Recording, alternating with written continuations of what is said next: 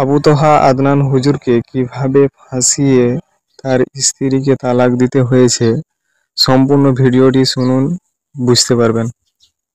আমি সবার কাছে দোয়া চাই, সবাই আমার জন্য দোয়া করবেন। আমি যেন দুটা বাচ্চাকে আল্লাহর পথে পড়ানোর ব্যবস্থা করতে পারি, এইটাই। আর যেন সৎ থাকতে পারি। এই যে সাবিকুনের ছবি আর আমার ছবি দেখেন, এই যে আমি আর সাবিকুন।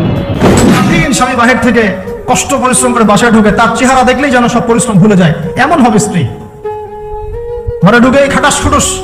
আমার মতো ভুল কেউ করবেন না প্লিজ। আমি আমার জীবনে যে ভুলগুলো করেছি সেই ভুলগুলোর জন্য এখন পস্তাতে হচ্ছে।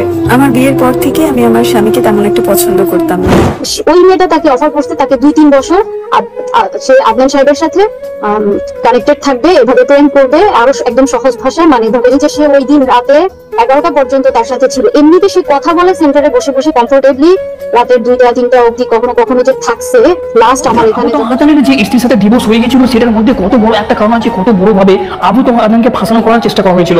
জানলে অবাক হবেন, যখন আবু তোহা আদনানের স্ত্রীকে জিজ্ঞাসা করা হলো, তখন তিনি এমন কিছু তথ্য বার করে দিলেন। আবু তোহা আদনান এবং তার স্ত্রীর মধ্যে ডিভোর্সের পেছনে কারা ছিল, চলুন একে একে আপনাদেরকে সেসব ভিডিওগুলো দেখে দিতে হবে। শুনতে পরে আমি একটা সিদ্ধান্ত নিছি, না আমাকে এখন বাঁচতে হবে, আমারও ভালোবাসার প্রয়োজন। বন্ধু যখন রাত্রে বাসায় থাকতো না, তারপরে অনেক রাত্রে বাসায় থাকতো না। এবার আমাকে অত্যাচারের গল্পটা বলেন, কিভাবে কি করতো, কেন শেকল, কেন লাঠি, কেন পেন্সিল, এসব। মানুষের কাছে যা বলতো কি, শুধু কান্না করতো। এখন আমি যদি কান্না করি, আপনি তোমার বলবেন যে থাকাই সব বা ভালো লাগবে। ও যার কাছে না তার কাছে যা কান্না করে বলবো কি, এইটা ওইটা আমার বউ, এটা ওইটা। তো ছেলেরা মানে ওই লোকেরা বলতো কি, ছাইড়া দাও ভাই, তোমার টাকা আছে, পয়সা আছে, এই বই ছাইড়া দাও, বউ খারাপ, বউ খারাপ।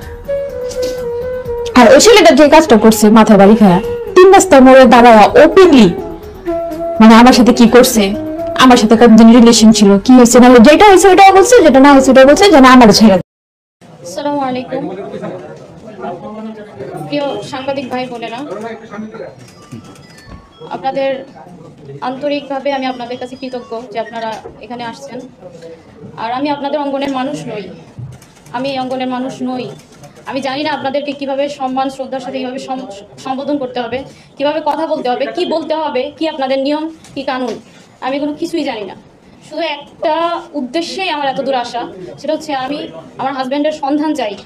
আর সেই ব্যাপারে আমি আপনাদের সার্বিক সহযোগিতা কামনা করছি। আমাদের এই নিউজটা যেন প্রধানমন্ত্রী পর্যন্ত পৌঁছে যায়।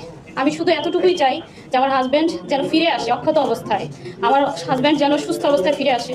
আমার মানবিক একটা আবেদন রইবে আপনাদের কাছে, এটা আপনারা সবাই যদি